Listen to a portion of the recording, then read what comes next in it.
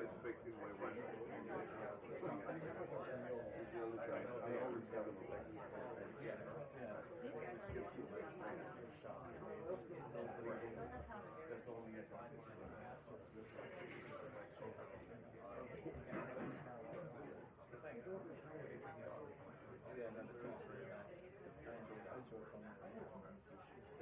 This is my nose. I wish I had a better long lens, but what are you gonna do? Okay. You can do it either. Yeah, I can do it. The 35 mil. Yes, right. So it does give me a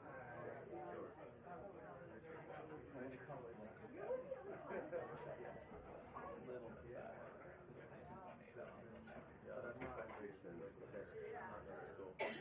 2.8. I did bring it. Yeah, okay. Oh no, this one. Yeah.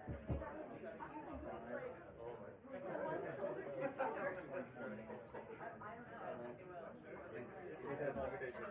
I'm gonna do some artistic shots with it later. That gives like a base.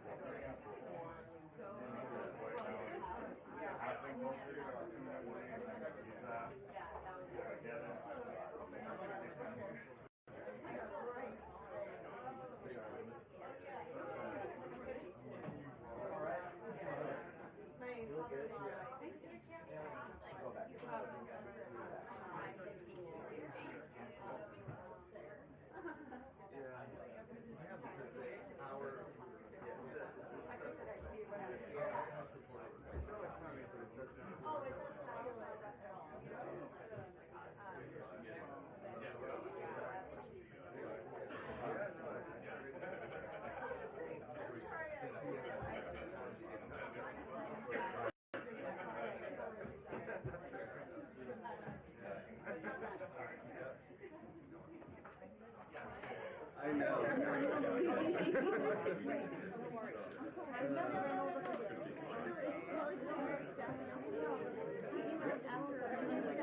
Well, it's a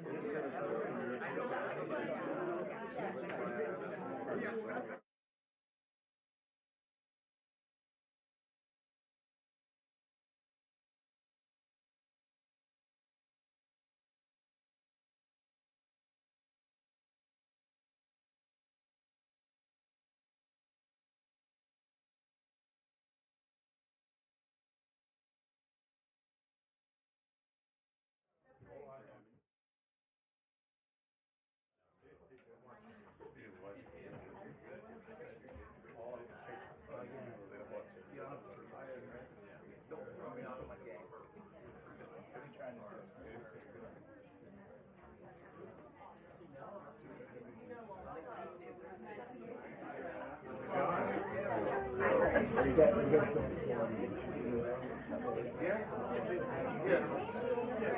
How are you doing? Hanging in there. Are you floating this weekend? Yeah, I'll be down in Florida. Okay.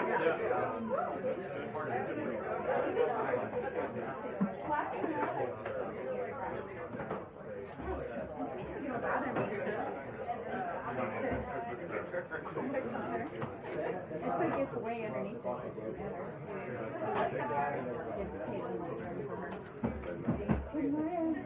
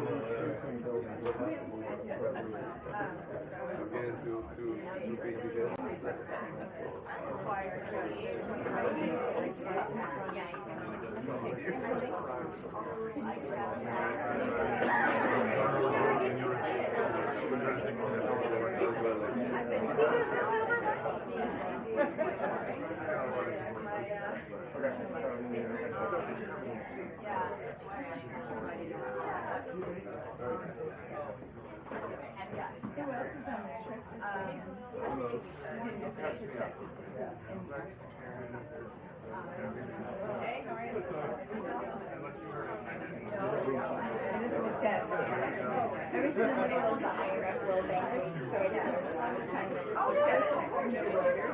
Yesterday we were all Scarlett, are you going to Florida? I mean, how about you, Sam? It's not me. I'm not sure. How are you?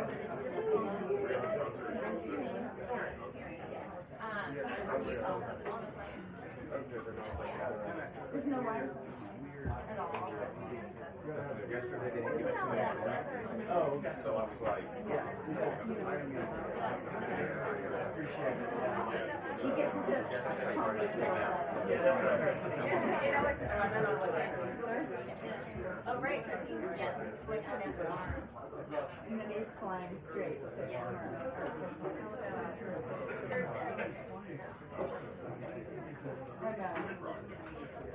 it's going to be our first, it's going to be my first time doing a chance to have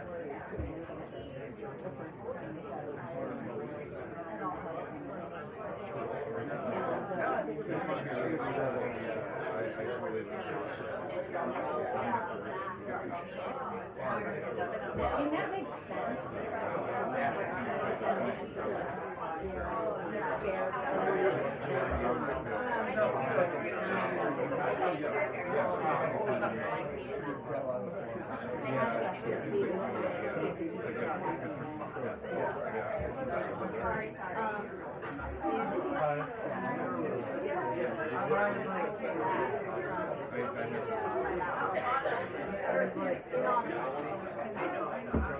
That's not great. Yeah.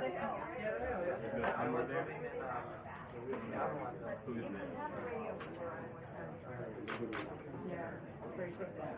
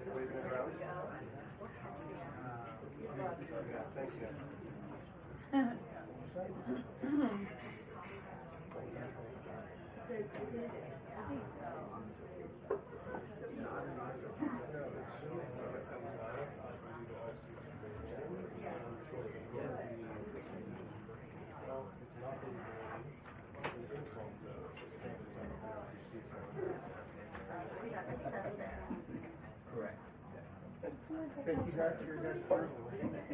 I wasn't seeking.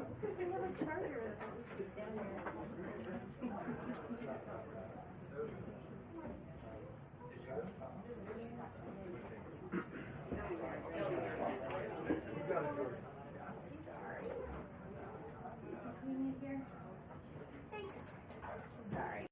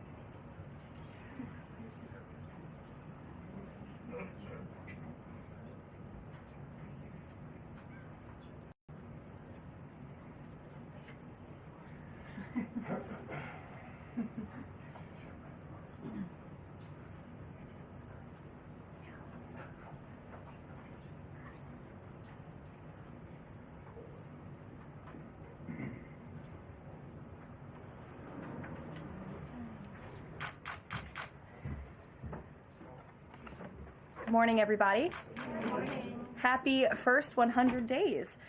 Before we begin, I want to acknowledge that the bipartisan Take It Down Act passed the House last night. This important legislation was championed and guided through Congress by our wonderful First Lady, Melania Trump, including through her direct advocacy on behalf of survivors during her passage efforts.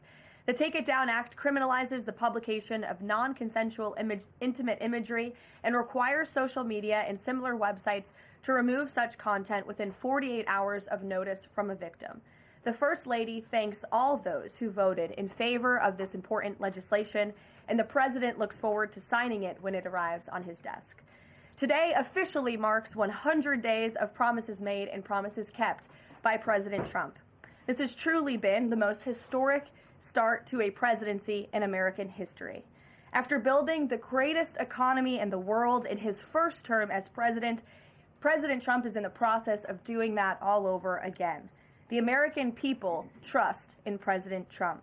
Since his first day in office, President Trump has focused on defeating the Biden inflation crisis, bringing down the cost of living, and making the United States the best place in the world to do business, invest, create jobs, and innovate. And President Trump's efforts are working. 345,000 jobs have already been added since the start of President Trump's term. Last month's jobs report saw nearly 100,000 more jobs than economists predicted, and it was the fourth highest month for private payroll growth in the past 2 years. 9,000 manufacturing jobs have been added to the economy already. This is a sharp contrast to the 6,000 manufacturing jobs that were lost each month in the final 2 years of the Biden administration. The U.S. employment rate remains at historic lows. And thanks to President Trump, Americans are seeing price relief for the first time in years. The last inflation report showed the first consumer price decline since the COVID pandemic, a decrease in energy prices, and real average hourly wage growth. President Trump is delivering on his promises to lower costs for American families and businesses. Prices across the board for everyday goods have seen declines since this president was inaugurated. From airfare to used motor vehicles to prescription drugs, prices are dropping. In fact, last month's drop in the price of prescription drugs was the largest ever recorded. And after Joe Biden botched the response to the bird flu, President Trump and Secretary Rawlings' aggressive plan have brought down wholesale egg prices more than 50% from Inauguration Day. President Trump ended Joe Biden's reckless war on American energy and fossil fuels and has restored American energy dominance. And Secretary Wright, Secretary Doug Burgum are working hard on that effort every single day.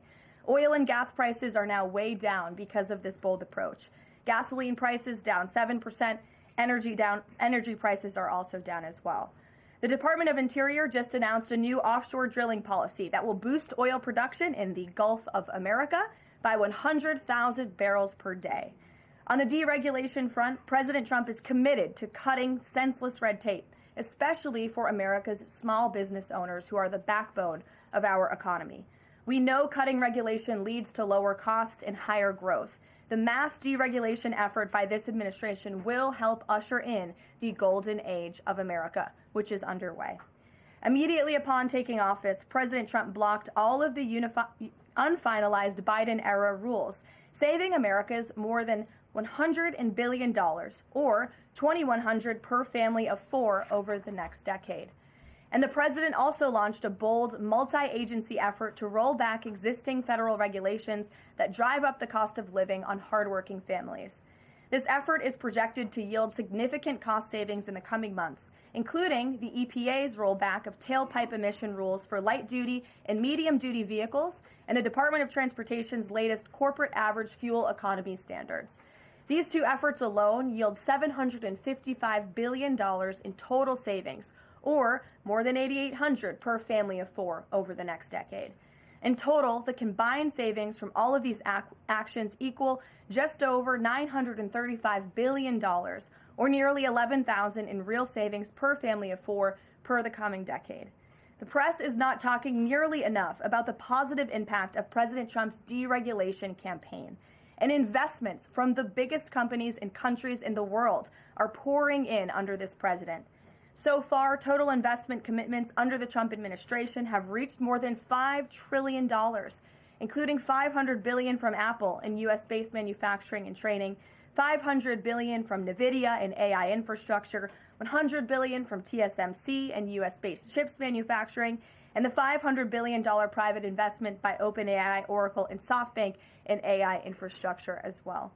All of these investment commitments are estimated to generate at least 451,000 new high-paying jobs for American workers and families. At this point, President Trump has secured more investments in the United States of America in 100 days than Joe Biden did in 4 years.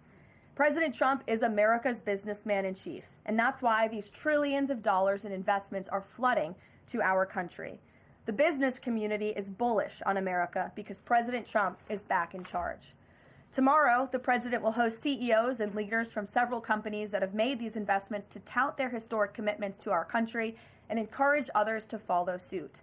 Under President Trump, there has never been a better time to invest in America. And the president finally said enough is enough and refused to allow America and our workers to be ripped off any longer on trade. President Trump implemented powerful tariffs to end the era of economic surrender and to rebalance America's trading agreements. More than 100 countries have already come to the table looking to offer more favorable terms for America and our people. There has never been a president who has created his own leverage like this president, and we are just getting started. Republicans in Congress are getting very close to passing President Trump's one big, beautiful bill, which will include the largest tax cuts in American history, strong border security measures, major military advancements, dramatic deregulation, and common sense spending reforms. As President Trump has said before, the best is yet to come. For more on President Trump's economic successes so far and the plans ahead, I want to pass it off to our incredible Treasury Secretary, Scott Bessent, who is here today, and we will open it up to questions. In our new media seat, we have Brendan Peterson, the financial services reporter for Punchbowl News. Punchbowl News covers power, people, and politics based in Washington, D.C. Laser focus on Capitol Hill, the politics of legislating, founded in 2021, and it is the first newsletter that Capitol Hill and the White House reads every morning in the middle of the day and throughout the evening. Thanks for being here with us, and we'll start with you today. Thanks so much for being here. I have a question for Secretary Bessent.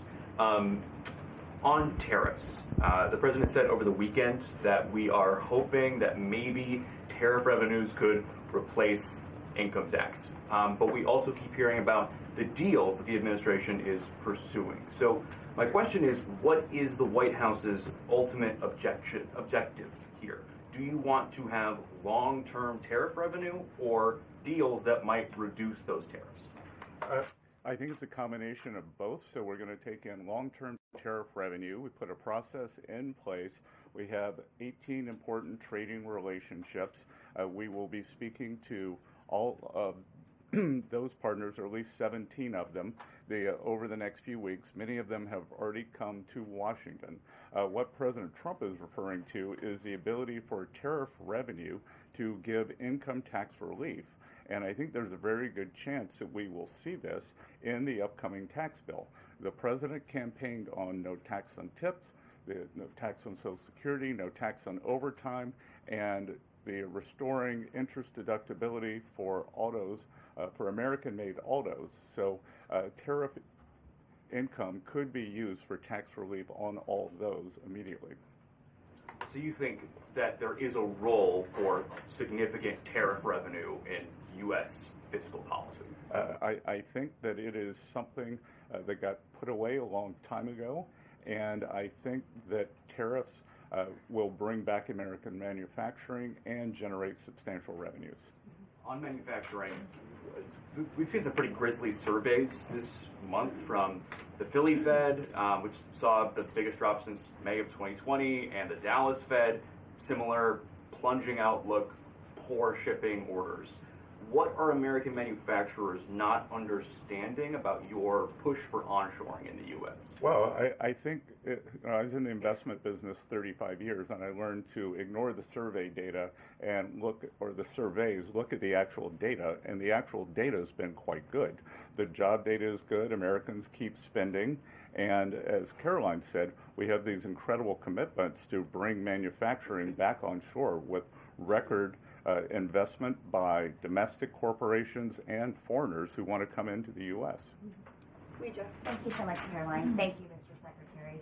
The Chinese continue to say that the U.S. and China are not engaged in any consultation or negotiation on tariffs. You recently said you've talked to your counterpart, but more about, quote, traditional things like financial stability. So can you clarify, is the administration talking to Beijing specifically about tariffs or not? Well, we're not going to talk about who's talking to whom, but I think that over time we will see that the Chinese tariffs are unsustainable for China. I've seen some very large numbers over the past few days that show if these numbers stay on, Chinese could lose 10 million jobs very quickly. And even if there is a drop in the tariffs, that they could lose 5 million jobs. So remember that we are the deficit country. They sell almost 5 times more goods to us than we sell to them. So the onus will be on them to take off these tariffs. They're unsustainable for them. And they are saying you guys are not talking about it. So is that true? Look, they have a different form of government. They're playing to a different audience. So I'm not going to get into the nitty-gritty again of who's talking to whom. But as I said, I believe for the Chinese, these tariffs are unsustainable. And very quickly, 2 days ago, you said you didn't know if President Trump had spoken to Xi Jinping. Do you know now? Again, I would say Karoline and I have a lot of jobs around the White House. Running the switchboard isn't one of them. Bloomberg, go ahead. Secretary Bissett, thank you so much for being here this morning. You've talked about the importance of giving investors certainty when it comes to the market, yet the Trump administration is continuing to negotiate several complex trade deals in a very sort of compressed time frame. When do you expect you'll be able to give the market some certainty around those deals? Do you have a deadline? Is it the 90-day pause? What are we looking at here? Good question. And I think one thing that has been a little disconcerting for the markets is, President Trump creates what I would call strategic uncertainty in the negotiations. So he is more concerned about getting the best possible trade deals for the American people. We had 4 years of bad deals for decades of unfair trading, and we are going to unwind those and make them fair. What we are doing is we've created a process. I think the aperture of uncertainty will be narrowing, and as we start moving forward announcing deals, then there will be certainty. But certainty is not necessarily a good thing in negotiating. Mr. Secretary, last night there were reports on the administration sort of walking back a little bit on the auto tariffs. Can you sort of just elaborate on that decision there and what we can expect going forward, and why sort of the shift in those auto tariffs? Well, President Trump has had meetings with both domestic and foreign auto producers, and he's committed to bringing back auto production to the U.S. So we want to give the automakers a path to do that quickly, efficiently, and create as many jobs as possible. Jasmine. Thank you so much, Caroline. Thank you, Secretary. Back on China, does the administration anticipate supply chain shocks or supply shocks coming now that cargo shipments from China are significantly down? And if so, are there plans in the process of how to address that? I wouldn't think that we would have supply chain shocks, and I think retailers they have managed their inventory in front of this. I speak to dozens of companies, sometimes daily, but definitely weekly, and they know that President Trump is committed to fair trade and have planned accordingly.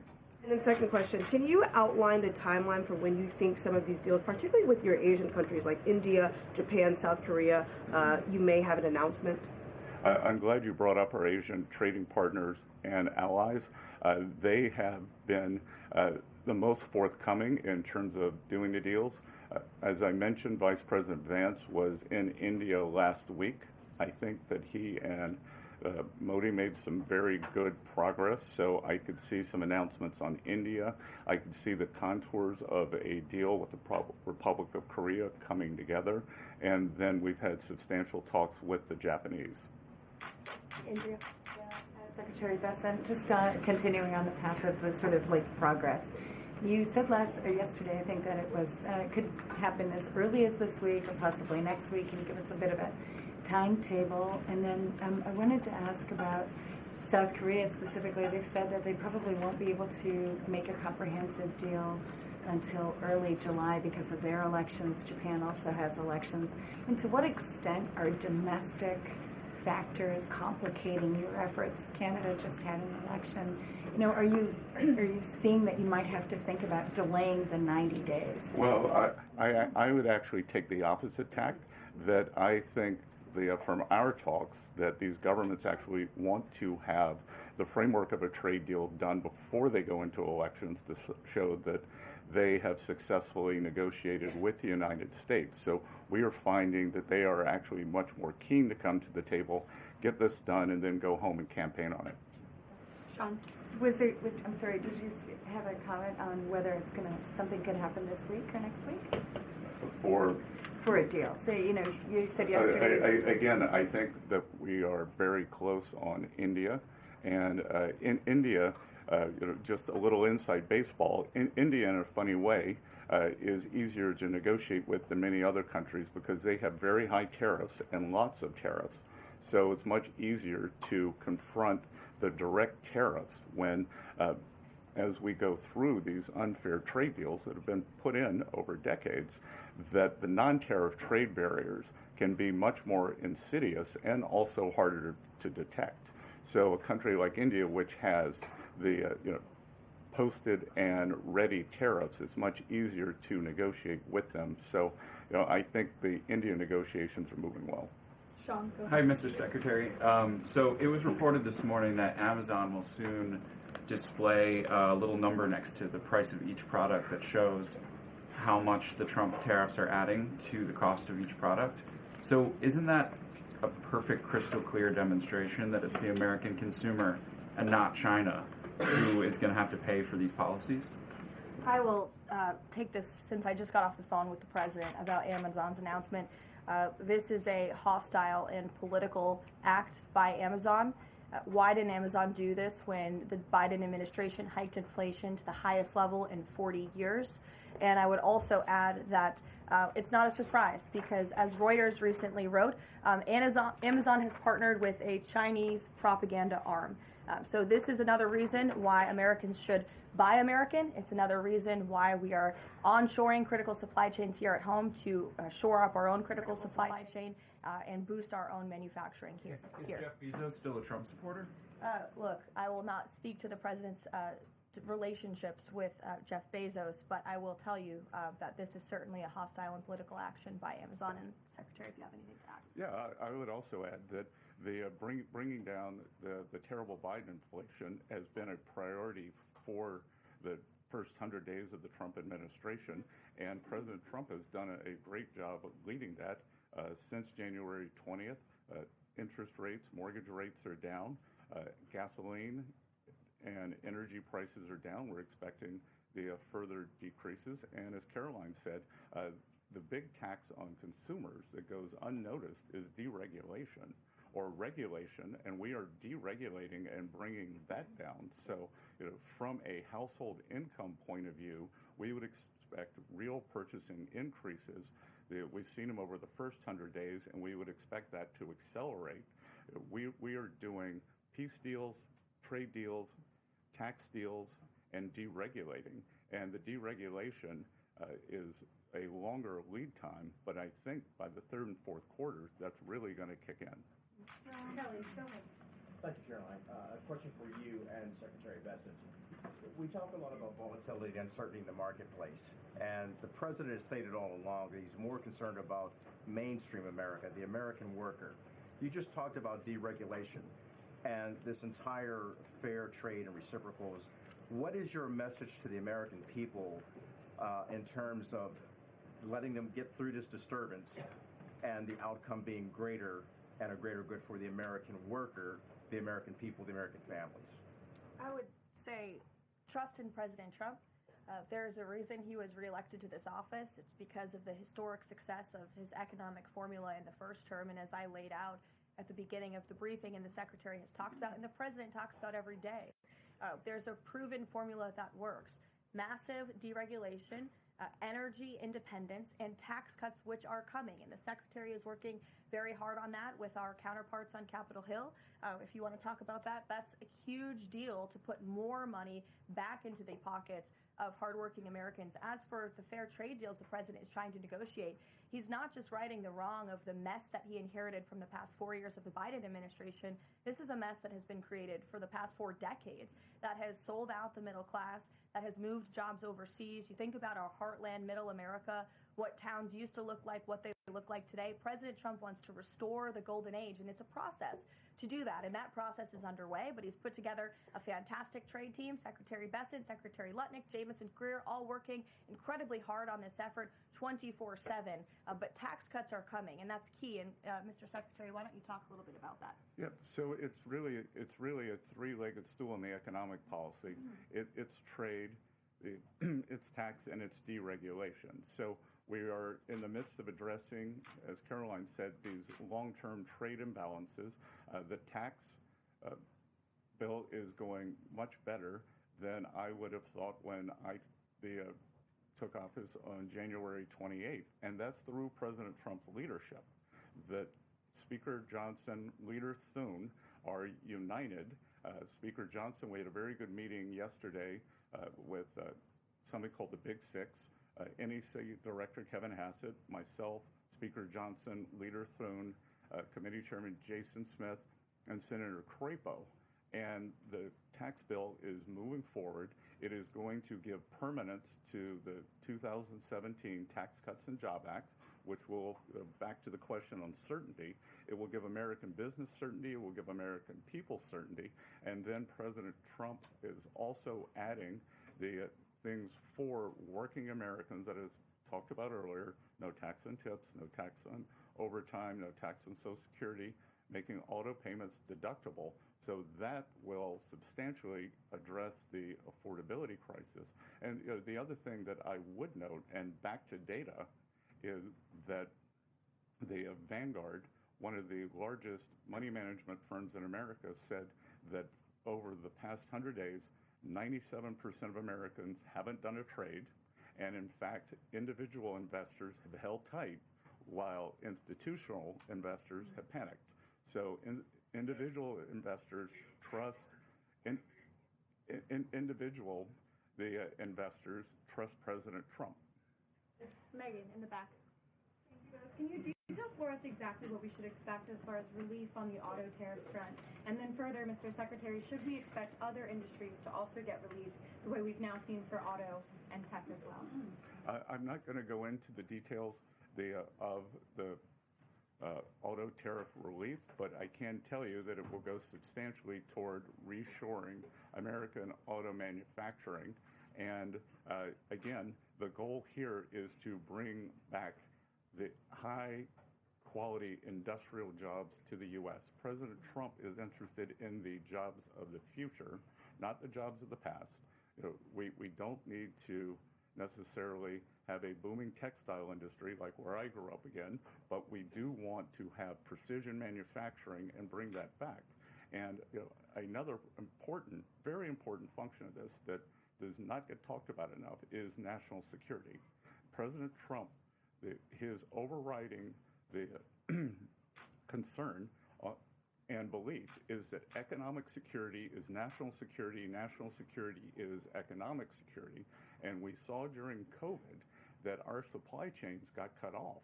And we need to bring back a lot of those supply chains, whether it's in semiconductors, medicines, the steel, and we have to onshore those. So it's a combination of making trade free and fair and remedying this gaping national security hole that he was left with. I would just add, Megan, the president will sign the executive order on auto tariffs later today, and we will release it as we always do. Go ahead.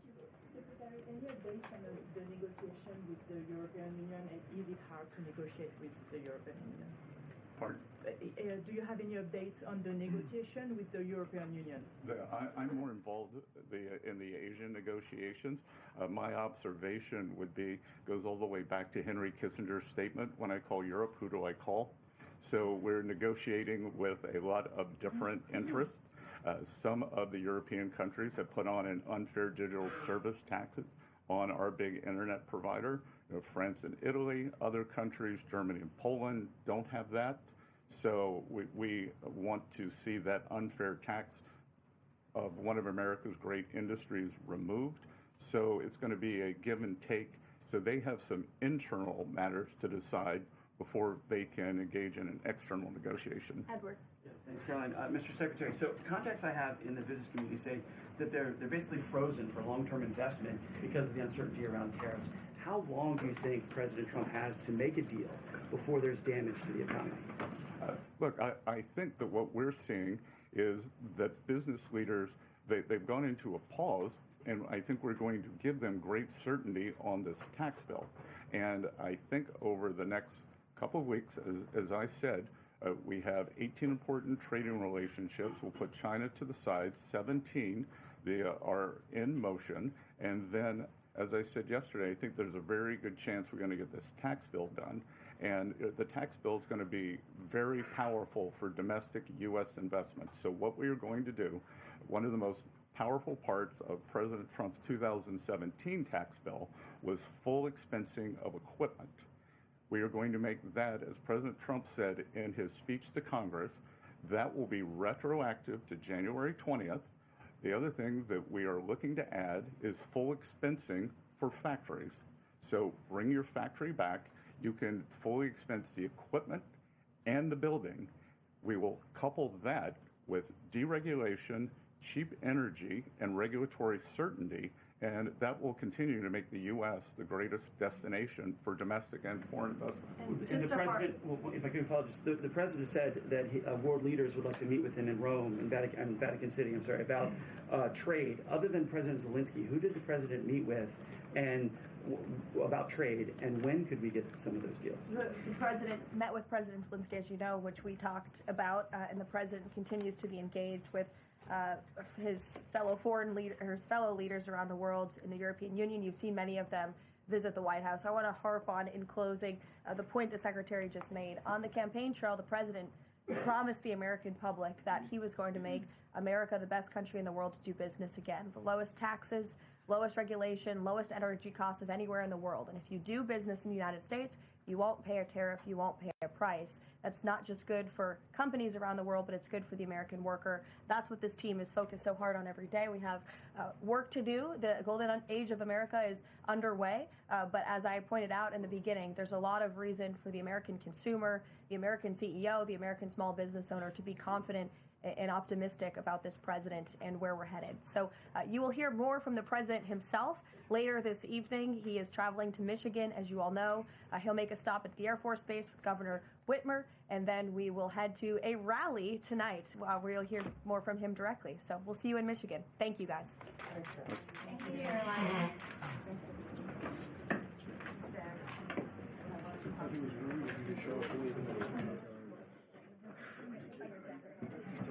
Just my